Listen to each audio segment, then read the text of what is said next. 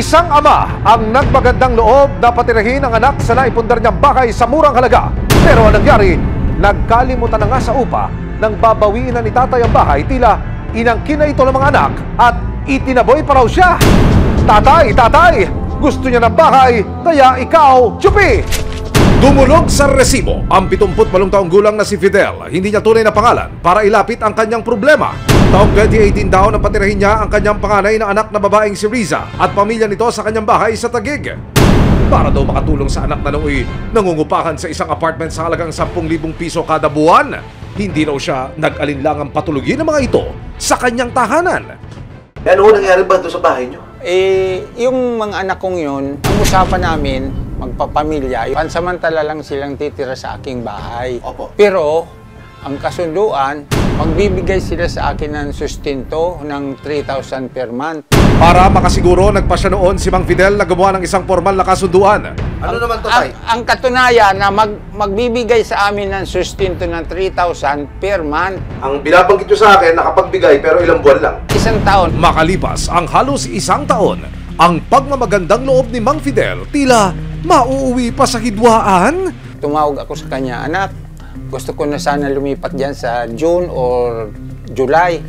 Abay, kasagot-sagot sa akin, hindi ka pwede dito lumipat, kinamumuhian ka namin. Naging malinaw ho ba sa inyo kung bakit ho suddenly, bigla ho kayong kinamuhian at pinalayas ho doon sa sarili niyong pamahay? Yun nga ang pinagtatakhan ko, bakit ganun yung anak ko na may usapan naman.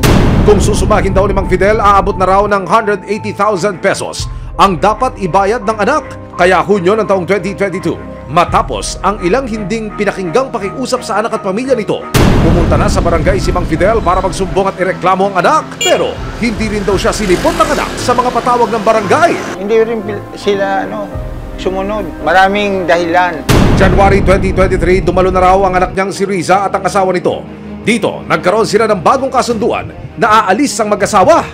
Pero magbibigay daw ng 30,000 si Mang Fidel para makalipat ang anak. Aba, bakit parang si Mang Fidel pa ang may utang ngayon? Ang usapan dyan na aalis sila sa March 30, 2023.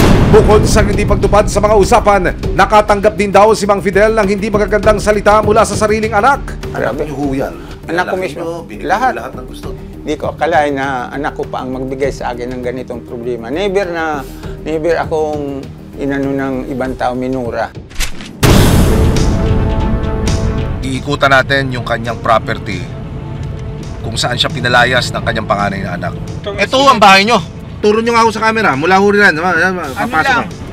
Yung pagpasok mong ganyan, pang-apat na pinto, yun na yun, letter D.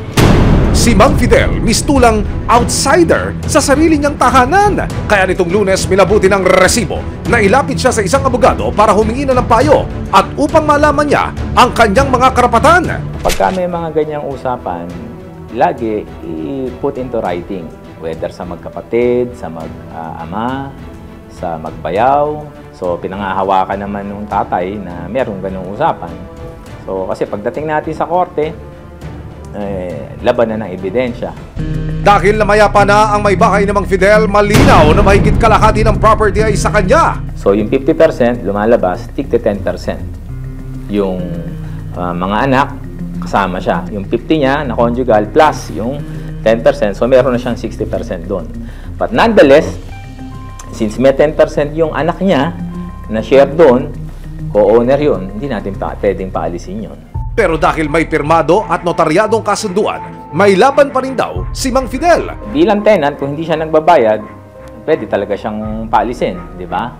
At nagkaroon sila ng kasunduan sa barangay na binibigyan lang sila ng palugit hanggang end of March 2023, no? Last year. Kung file ng motion for issuance of writ of execution, I think i-honor ng judge, ng MTC judge, yung naging usapan sa barangay.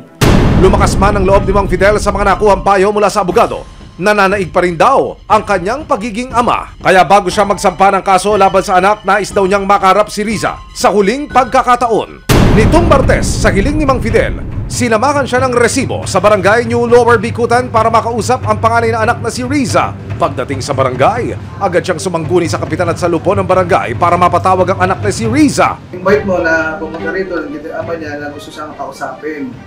Sinubukang ipatawag si Riza pero Pagpunta ko doon, pagkatok ko, wala nagbubukas. kasama ang resibo, nagpunta ang barangay at si Mang Fidel sa kanyang bahay kung saan nakatira si Riza. Alam ko na nandiyan ka, hindi ka lumalabas. Buksan mo ang pinto. Mamaya uli, subukan natin na magbalik uli dito. Pero at least para malaman na ni Kap na pumunta tayo, ayaw tayo buksan. Makalipas ang ilang oras, bumalik si Mang Fidel sa kanyang bahay. Ilang saglit pa, Ma'am, para... Bakit anong problema po? Tapos na yung usapan namin. Anong tapos Ang na? hinihintay na lang po ay hinihintay na lang namin yung bahay namin sa Cavite. May pinirma Hindi, kayo hindi, na- wala kami, tapos na yon, walang kasunduan. That is last year. Hindi inayos ng lupon doon. Oh, may Ang isa pa, pinagpuwersa pa ninyo yung barangay dito. Alam mo Dito, ba, itong dalawang ito nagsisinungaling. tignan mo, Kami pa ngayon kami pa sinungaling, panganay na anak ako. Ang ganyan tatay. Unang-una, dapat ilang magulang na pinagkakasundo kami pamilya. Ang pakiusap namin, lilipat kami sa bahay namin sa Cavite pag na-forward na sa amin ng pag-ibig yung loan. Oh, 5 years ago. Which is hindi pa. So, saan kami titira? 5 So, years ang ago. pakiusap namin, pansamantala lang naman, natitira kami dito, once na ma-turn over na sa amin, yung bahay namin sa pag-ibig, aalis din kami dito. Hindi sila marunong umintindi sa amin. naging mainit ang pagtatalo ng mag-ama at ng mag-asawa. Isa kang manipulator. Sinungaling ka. Napakasinungaling mo. Alam itong... Hindi, sinungaling ka talaga. Kasama ko yan, siya yung Sinungaling ka. pumasok dito. Pwede kang lumalas Sinungaling dito ka. dahil hindi Hindi, sinungaling kita, ka. Hindi namin, unang-una, walang titulo itong bahay na to. Ano wala? Ito, dala ko. No! Wala kang titulo. No, hindi. Ang gusto po sana ni tatay, magkaroon lang po tayo ng isang maayos na usapan. Hanggang ngayon, last na lang po ito. Pagdating ng mag-ama sa barangay hall na mas masana ang dalawang panig at sinimulan na nilang pag-usapan ng mahinahon ang isang bagong kasunduan. Nagkaharap muli sa araw na ito ang magkabilang panig at nagkasundo ng mga sumusunod. Mag-aantay ang complainant ng tamang araw na marilis ang housing loan sa Cavite upang makaalis sa bahay na gusto niyang kunin ng complainant. Okay na po, tatay? Okay lang. Opo, okay na po. Paliwanag ni Riza, matagal na raw niyang pinagdarasal na pakinggan siya ng ama at magkaayos sila. Kasi ang hinihiling ko naman talaga, yung maintindihan na kami ng lubusan. Kasi marami rin kami mga pinabayaran. Sa huli, nanaig ang pagiging ama ni Mang Fidel. Pumayag siyang patirahin pa rin ang anak at pamilya nito hanggang makalipat daw sila sa hinuhulog-hulugang lupa at bahay. Gusto pasasalamat ko sa inyo, programa ito, ganun din kay Ma'am Len Oresca. Na siya yung namagitan sa amin. Sana nung panaayos na ito. Maraming salamat sa panonood, mga kapuso. Para masundan ang mga reklamong nasolusyonan ng resibo, mag-subscribe lamang sa GMA Public Affairs YouTube channel